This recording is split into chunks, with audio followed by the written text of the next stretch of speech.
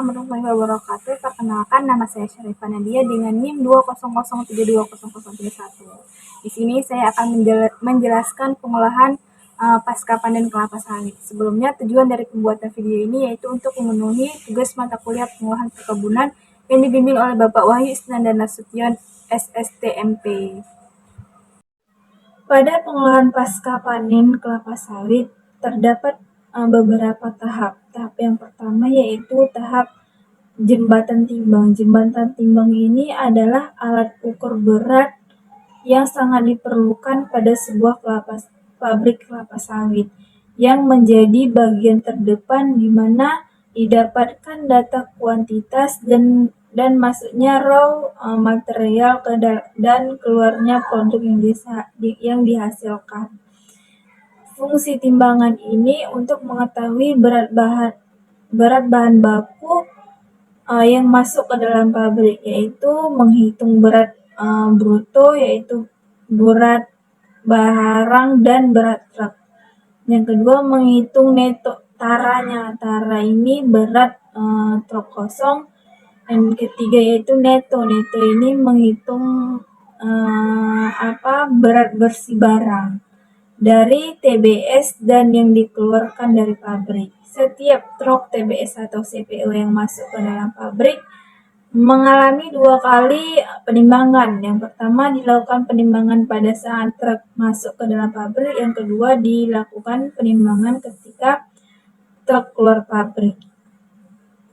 Jembatan timbang ini pada dasarnya terdiri dari plat dan kolsel yang berfungsi untuk mensensor beban. Sensor beban ini kemudian akan membaca dan mengirim data ke monitor lewat wiring dan menampilkan dalam bentuk angka-angka di digital monitor timbangan. Setelah dilakukan penimbangan, proses selanjutnya yaitu penerimaan buah. Penerimaan buah ini TBS dibongkar di lantai sortasi untuk dilakukan sortasi. Adapun fungsi dari lantai sortasi ini yaitu tempat penampungan sementara TBS yang belum diolah. Selanjutnya yaitu proses pemeriksaan kualitas dari TBS. Proses ini dilakukan untuk mengetahui kualitas TBS yang diterima oleh perusahaan dengan cara pemilihan satu persatu TBS. Fungsi dari pemilihan TBS ini adalah sebagai alat kontrol untuk mengetahui tingkat kematangan buah sesuai dengan standar kematangan buah. Yang kedua, fungsinya untuk membantu pencapaian rendemen pabrik dengan melihat mutu buah yang dimasukkan ke dalam pabrik dan bagaimana sistem perebusan yang akan dilakukan untuk mengendalikan buah yang di luar kriteria tersebut. Untuk TBS yang dibeli dari pihak ketiga ini proses sortirannya dilakukan secara teliti, di mana TBS yang tidak sesuai dengan kriteria mutu seperti buah mentah, tandan kosong, buah busuk, dan buah sakit dimasukkan kembali ke truk untuk ditimbang sebagai tara. Nah, hasil dari sortasi ini digunakan untuk menghitung rendemen distribusi tiap-tiap afdeling pemasok dan membuat material balance atau analisa tandan untuk setiap tahun dan setiap afdeling kebun. Selanjutnya yaitu lori. Lori ini merupakan alat pengangkutan TBS dari loading rem menuju rebusan. Lori ini juga sebagai wadah untuk perebusan TBS di sterilizer. Ada faktor-faktor yang perlu diperhatikan. Yang pertama yaitu pengisian lori. Pengisian lori ini dilakukan secara optimal agar mencapai kapasitas. Yang kedua, kedudukan lori harus tepat di atas rel agar tidak terpeleset atau terjatuh. Yang ketiga yaitu roda lori harus tetap berjalan. Yang keempat, gandengan lori ini harus baik dan benar agar berfungsi sebagaimana mestinya. Tahap selanjutnya yaitu sterilizer atau perebusan. Sterilizer yang berbentuk vertikal ini adalah bejana uap tekanan yang digunakan untuk merebus TPS dengan uap atau steam. Adapun steam yang digunakan adalah saturaten steam dengan tekanan 1,8 sampai 2,0 kg per cm dan suhunya 110 sampai 120 derajat Celcius yang diinjeksi dari boiler. Bejana ini dilengkapi dengan alat ukur tekanan, pipa uap yang masuk, pipa dan pipa kondensat. Sistem perebusan digunakan yaitu sistem 3 punca atau triple peak.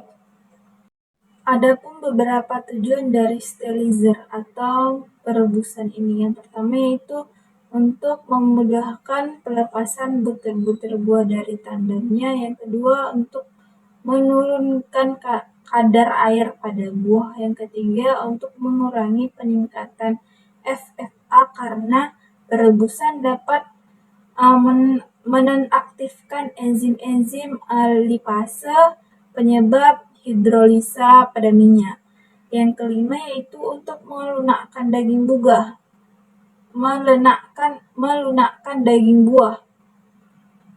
Persiapan proses pengempaan dengan melunakkan buah dan melepaskan mesokap dari nab.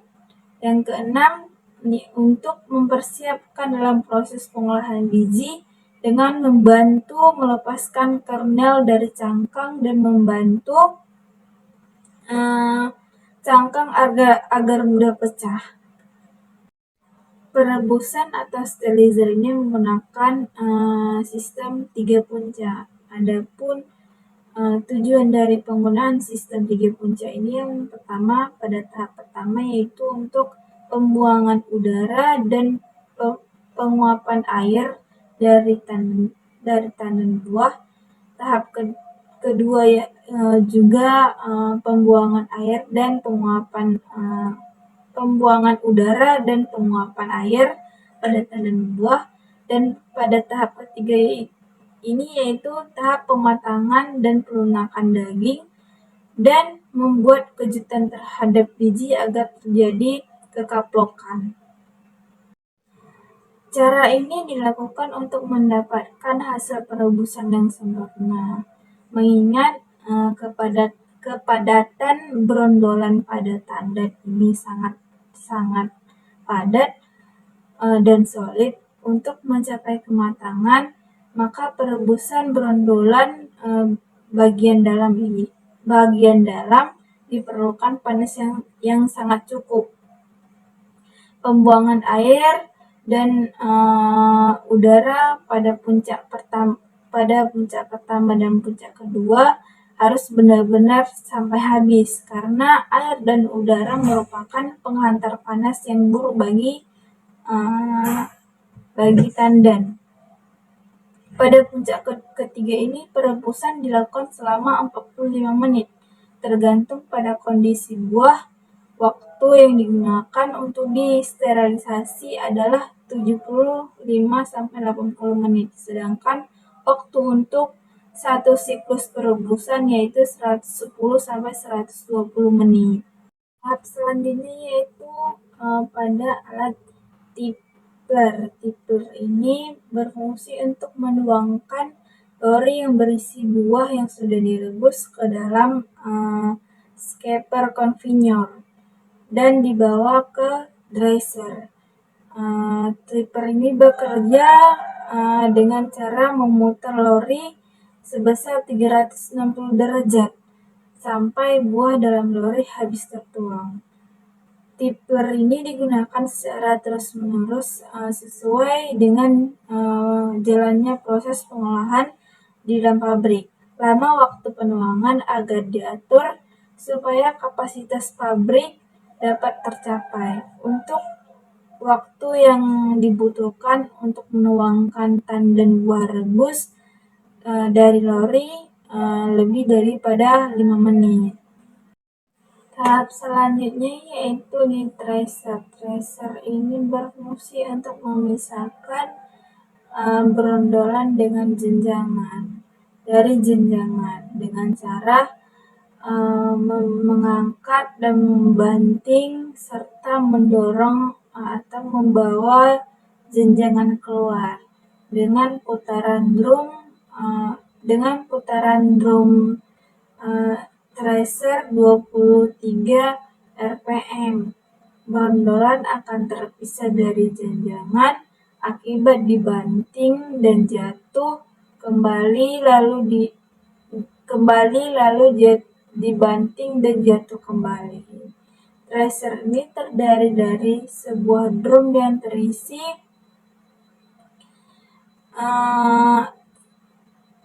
yang sisinya berbentuk kisi-kisi dengan jarak tertentu yang berfungsi agar berondolan yang terpipil jatuh ke bawah dan dilengkapi dengan sirip atau skat yang berfungsi untuk menghadang tandan agar tidak terjadi pengangkatan dan pembantingan serta mengarahkan jenjangan dan membawanya ke ujung drum. Berondolan dan terpisah akan masuk ke lubang tersebut dan akan jatuh ke konveyor, dan selanjutnya berondolan diangkut ke stasiun pengempaan, sedangkan tandan yang sudah dipisahkan dengan berondolan akan dibanting dan dikeluarkan akibat adanya speckle plate atau plat pembawa yang sengaja dipasang dengan kemiringan 0 derajat. Kerja tracer ini yang pertama yaitu putaran tracernya. Yang kedua, pengaturan buah yang masuk ke dalam alat penebah dan disesuaikan dengan kapasitas alat sehingga tidak terjadinya kelebihan kapasitas. Yang ketiga yaitu ketinggian bantingan tandan buah rebus di dalam drum. Hal ini diperoleh dengan putaran drum yang sesuai. Yang keempat yaitu kemiringan spik dalam jumlah pisau pelempar, kebersihan dan jarak kisi-kisi sisi drum. Efektivitas tracer ini dilihat dari berondolan yang sudah lepas dari spiklet tetapi tidak mau keluar dari tandan. Yang kedua, oil losses pada janjang kosong.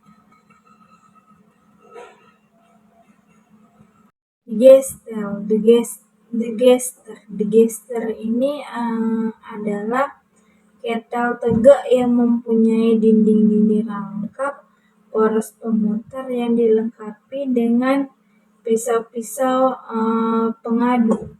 Jumlah pisau pengadu ini dalam sebuah digester terdiri dari 4 pasang pisau pengadu yang bertingkat dan 1 pasang pisau pelempar. Letak pisau-pisau ini dibuat bersilangan antara pasangan yang satu dengan yang lain agar daya adu cukup besar dan sempurna. Untuk stir awal, digester ini diisi penuh 80-90%, kemudian diputar selama 15 menit dan lid press dibuka. Fungsi dari digester ini adalah melunakkan daging buah, memisahkan daging buah dengan biji, mempersiapkan fin press, menaikkan temperatur, meniriskan minyak. Nah, adapun faktor-faktor yang mempengaruhi kinerja dari digester ini, yang pertama yaitu kondisi pisau. Kondisi pisau pengaduk digester. Jika pisau haus, maka segera diganti. Yang kedua yaitu level volume buah digester minimal 3/4 dari volume digester, atau pisau bagian atas digester tertutup oleh brondol. Yang ketiga yaitu temperatur, di mana dijaga pada suhu 90-95 derajat Celcius untuk mempermudahkan proses pemisahan minyak dengan air.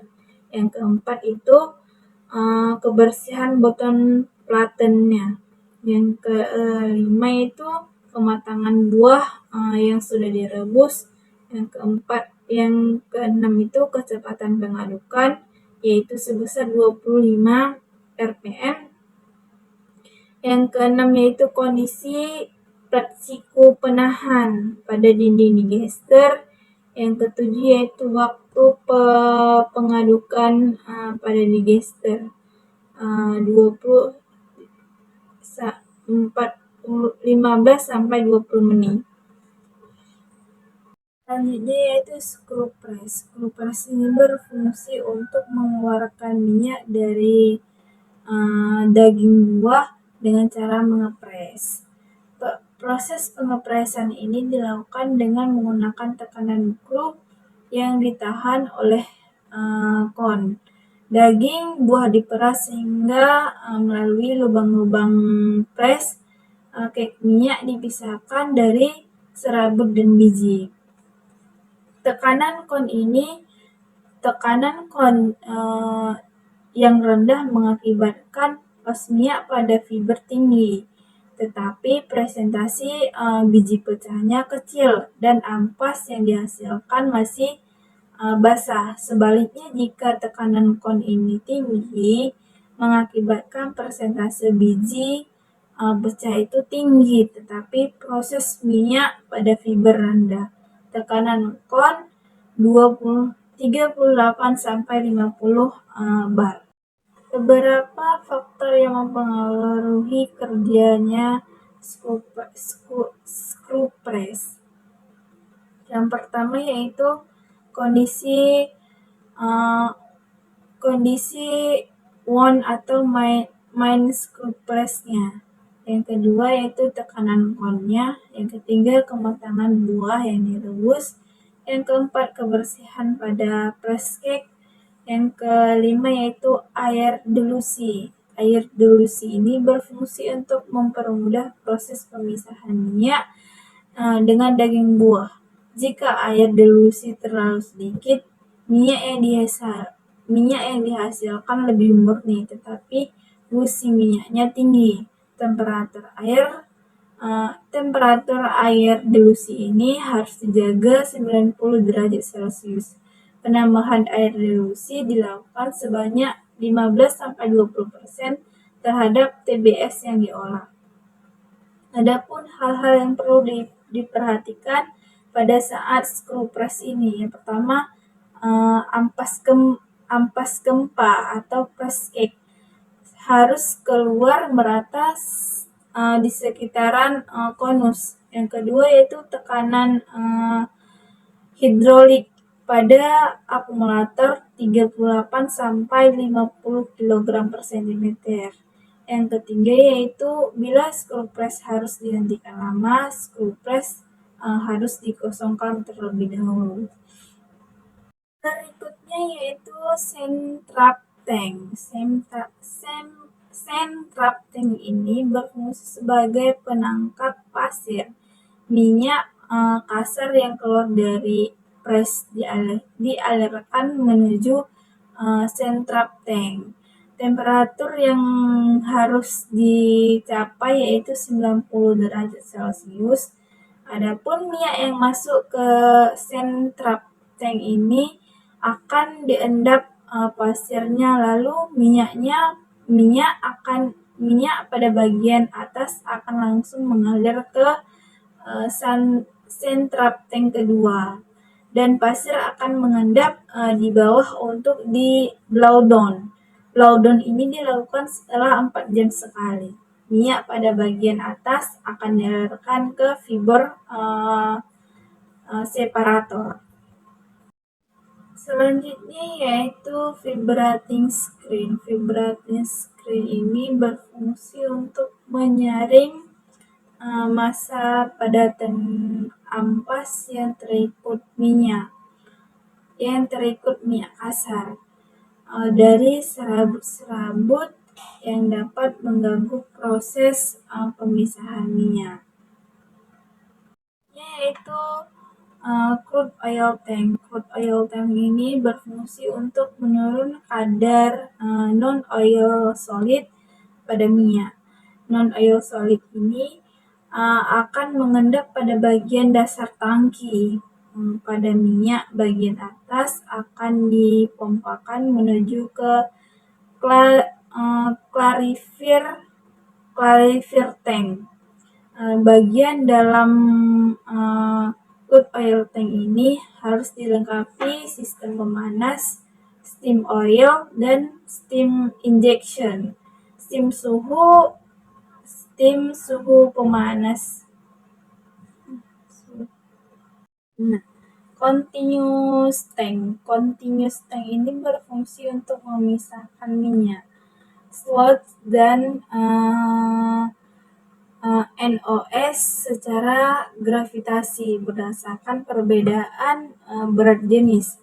Pada continuous tank ini dapat dilakukan penambahan air agar pada minyak tidak terjadi kejenuhan dengan suhu 90-95 derajat Celcius. Nah, apabila terjadi kejenuhan, maka proses pemisahan minyak ini akan sulit dipisahkan dengan minyak yang sudah mengental dan menyatu dengan sludge. Di dalam continuous tank ini terdapat pengaduk yang bergerak dengan kecepatan 4 rpm. Hal ini dilakukan agar pada minyak tidak terjadi kejenuhan dan pelepasan partikel minyak yang terjebak di sludge. Apabila putaran tersebut cepat, maka akan membuat sludge bercampur dengan minyak. Panas yang harus dijaga dan dipertahankan sekitaran 90-90 derajat Celcius agar proses pemisahannya lancar. Pada tangki continuous tank ini dilakukan analisa pada minyak. Analisa laboratorium pada minyak. Apabila kadar non-oil solidnya sudah tinggi, maka dilakukan blowdown yang dialirkan ke decanters. Adapun hal-hal yang perlu diperhatikan pada continuous tank ini, yang pertama yaitu air dilusi, yang kedua kecepatan pengadukan, yang ketiga yaitu steam yang masuk, yang keempat drain, yang kelima yaitu temperaturnya. Selanjutnya yaitu oil tank. Oil tank ini minyak dari continuous tank dialirkan ke oil tank. Oil tank ini berfungsi untuk pengendapan minyak untuk memisahkan minyak dari kotoran atau partikel sludge. Adapun faktor-faktor yang mempengaruhi kinerja oil tank ini, yang pertama yaitu temperatur, yang kedua kondisi steam coil, yang ketiga itu blowdown. Nah, selanjutnya yaitu oil blower. Minyak dari oil tank ini akan dihisap oleh oil blower. Oil blower ini berfungsi untuk mengurangi kadar air dalam minyak. Di dalam oil blower ini terjadi perbedaan tekanan antara udara luar dari oil blower dengan udara dalam. Tekanan dalam oil blower ini sangat rendah. Pada tekanan yang rendah, fluida akan lebih cepat menguap meskipun belum mencapai titik didihnya. Adapun minyak dan air memiliki titik didih yang berbeda. Minyak memiliki titik didih tinggi dari air sehingga minyak tidak terikut menguap dengan air. Pada saat minyak dihisap ke oil blower ini, minyak akan dispray ke oil blower melalui nozzle sehingga air dalam minyak akan mudah menguap dan menghisap oleh blower. Selanjutnya terdorong keluar ke wadah penampung air oleh blower. Karena titik didih minyak yang lebih besar daripada air, maka minyak akan menguap dan terjatuh ke bawah. Dihisap oleh oil transfer pump yang kemudian mengalir ke dial tank. Selanjutnya stock tank. Stock tank ini berfungsi untuk tempat penyimpanan minyak reproduksi yang dihasilkan sebelum dikirim. Adapun faktor yang perlu diperhatikan pada stock tank ini, yang pertama kebersihan tangki. Stock tank ini harus dibersihkan secara rutin karena kebersihan tangki ini mempengaruhi kenaikan kadar FFA dan kotoran. Yang kedua yaitu kondisi steam oil. Kondisinya harus diperiksa rutin karena kebocoran steam oil dapat mengakibatkan naiknya kadar air pada CPU. Yang ketiga yaitu temperatur stock tank itu 40-60 derajat Celcius. Sludge tank ini berfungsi sebagai tempat penampung sludge sementara sebelum diolah di decanter. Dilakukannya pemanasan pada sludge agar tidak terjadi kejenuhan. Pada suhu 80-95 derajat Celcius. Terjadi proses pengendapan pada bagian bawah sludge tank ini, yaitu sludge dan not oil solid dari dasar tangki dipompa ke balance tank untuk umpan digester. Lalu akan dilakukan blowdown apabila endapan not oil solidnya pada dasar sludge tank telah sangat kental. Sludge berhasil, pengendapan akan dipompakan ke balance tank. Decanter ini adalah sludge paste, yaitu cairan lumpur dari continuous tank yang masih mengandung minyak, maksimumnya 8%, diolah lebih lanjut oleh decanter. Alat ini memisahkan fraksi minyak. Yang pertama itu fraksi minyak padat dengan fraksi minyak cair. Prinsip dari alat kerja ini memisahkan ketiga fraksi dengan putaran lebih kurang 3.500 rpm dan berat jenis yang berbeda. Keberhasilan dalam pengoperasian di center ini dipengaruhi oleh komposisi umpan yang diolah, karena rasio di antara minyak air dan lumpur mempengaruhi terhadap daya pisah alat tersebut. Fungsi alat desenter ini adalah perimbangan kapasitas. Selanjutnya yaitu water phase tank. Water phase tank ini adalah tangki sebagai tempat penampungan water phase tank. Water phase hasil dari pemisahan desenter yang masih mengandung minyak. Water phase hasil dari desenter ini akan diolah, kemudian akan dilakukan proses pengutipan minyak oleh sludge separator. Sludge separator ini merupakan alat yang mengutip minyak yang masih terkandung di dalam water phase dengan cara sentrifugasi dengan diputar 4.200 rpm, di mana minyak, air, dan non-oil solid dengan berat jenis yang lebih tinggi akan terlempar keluar dari poros, dan minyak yang berat jenisnya lebih rendah akan masuk ke dalam bagian dari poros. Kapasitas dari sludge separator ini ditentukan oleh ukuran nozzle yang digunakan. Adapun ukuran nozzle-nya dipakai sekecil mungkin untuk ukuran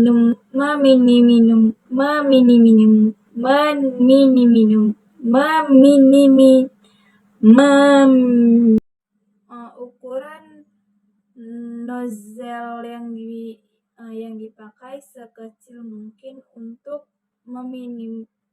meminimumkan kehilangan minyak pada drap buang sludge separator. Minyak yang dikeluarkan akan dipompa langsung ke dalam monotank, sedangkan not oil solid akan dipompa ke dalam decentage tank. Fat pit ini berfungsi sebagai tempat penampungan hasil pemisahan dari decentage tank dan aliran dari parit stasiun klasifikasi. Cake Breaker Conveyor atau disingkat dengan CBC.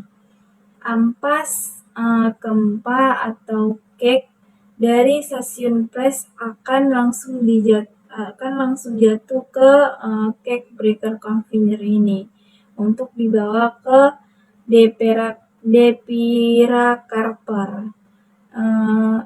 Cake breaker conveyor ini berfungsi membawa cake yang masih mengandung fiber dan nut ke depiracarper serta memecahkan gumpalan cake dari presan agar mempermudahkan dalam penghisapan antara fiber dan nut. Operating column. Alat ini berfungsi untuk menghisap fibri. Pemisahan dilakukan dengan hisapan fibri dengan peraturan dari air lock. Penghisapan dilakukan dengan cara prinsip perbedaan berat jenis, di mana berat jenis paling ringan fibri akan terhisap ke fibri klikon. Serabut yang terhisap langsung dibawa oleh konveyor untuk menjadi bahan bakar boiler, dan nut berat jenis yang berat akan jatuh ke bawah dan akan langsung masuk ke dalam depiracarper. Ini berfungsi untuk membersihkan nut dari kotoran dan fiber yang masih melekat pada nut. Putaran depiracarper ini 15 rpm. Di dalam depiracarper terdapat sudut-sudut yang digunakan untuk membawa nut berjalan ke ujung dari epikarper yang terdapat lubang-lubang sebagai tempat masuknya nut yang sudah dipisahkan dengan kotoran fiber. Nut silo, nut yang dibawa oleh with nut conveyor membagi nut menuju nut silo nomor 1 dan nomor 2. Alat ini berfungsi sebagai tempat nut pemanasan nut agar cangkang dari inti berpisah, yang dapat memaksimalkan kerja ripper mill dan nutcracker. Nut grading ini berfungsi untuk memisahkan biji menurut ukuran yang berbeda-beda sebagai umpan ripple mill dan nutcracker. Alat ini berfungsi untuk memecahkan nut dengan cara menggiling. Nut yang dimasukkan ke dalam ripple mill akan digiling oleh rotor ball ripple mill dan ditahan dengan stator bar ripple mill yang memiliki permukaan yang kasar yang menyebabkan terjadinya pecahnya nut. Faktor yang mempengaruhi efisiensi pemecahan yang pertama yaitu jarak atau pressure antara rotor dengan stator. Yang kedua RPM-nya, yang ketiga tingkat kekeringan nut. Selanjutnya yaitu nutcracker. Alat ini berfungsi untuk memecahkan biji dengan sistem memparan biji yang diameternya besar dinding nut cracker dengan kecepatan tinggi, maka biji yang memiliki cracker yang besar sekalipun akan pecah. IDS atau line tenera dry separator berfungsi untuk menghisap kangkang halus. Aliran udara terjadi karena adanya hisapan dari blower LTDS.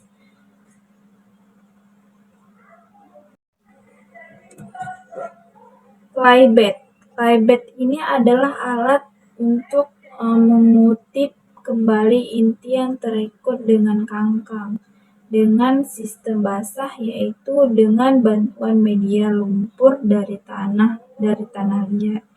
Inti dari cangkang dari LTDS ini akan masuk ke flybed. Di flybed terjadi pemisahan akibat adanya beda berat jenis antara inti dan kangkang yang cair.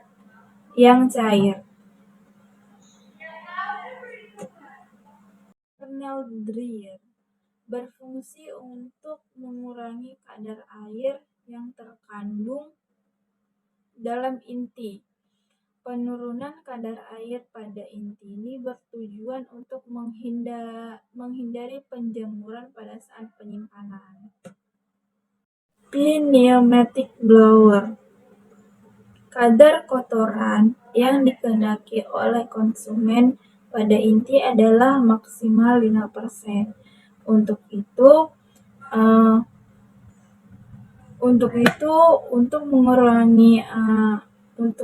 kegunaan dari pneumatic blower ini untuk mengurangi kadar kotoran dalam inti. Adapun prinsip kerja pada alat ini adalah pemisahan kangkang inti dengan sistem kering karena perbedaan berat jenis cangkang pada inti karena akan jatuh ke bawah, sedangkan inti kering akan terikut oleh perpisahan blower menuju kernel bin.